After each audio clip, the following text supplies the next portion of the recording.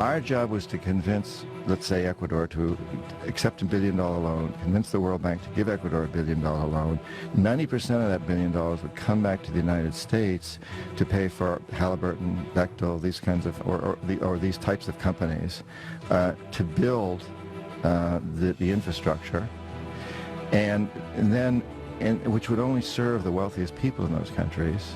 And then the country would be stuck with this huge debt, which over time would continue to be refinanced and get larger and larger and larger, so that in fact today, Ecuador owes more than 50% of its national budget just to pay down its debt service, which means there's very little money left to go to pay for the education or health services for the poor people, who are the ones who suffered from these projects. It was their rivers that were destroyed as we built hydroelectric plants.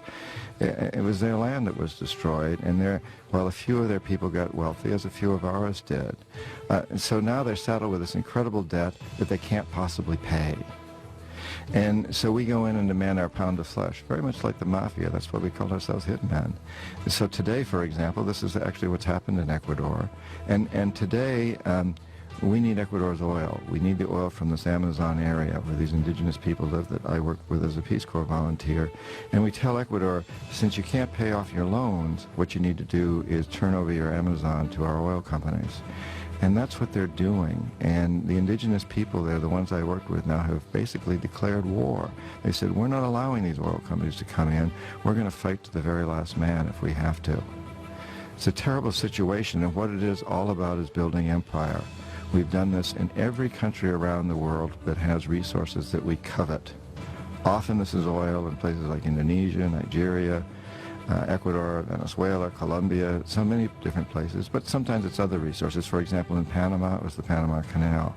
And in this process, we've managed to create the largest empire in the history of the world, and we've done it largely without military might.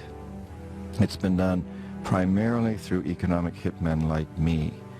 Now, when the economic hitmen fail, as we did in Panama with Omar Torrijos, and in Ecuador many years ago with Jaime Roldos when I was there. When we fail, the jackals are sent in. And these are CIA-sanctioned troublemakers. They will try to foment coups in a country. They'll try to overthrow the president. If they fail, if they're not able to do that, then they'll assassinate him.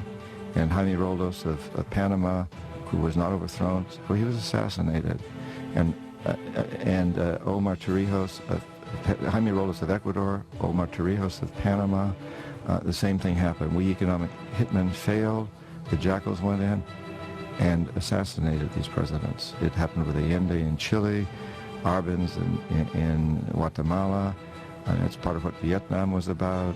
And when the jackals fail, and the economic hitmen both fail, as in Iraq, the final step is for us to send in our young men and women to die and to kill. And that's what we're doing in Iraq today.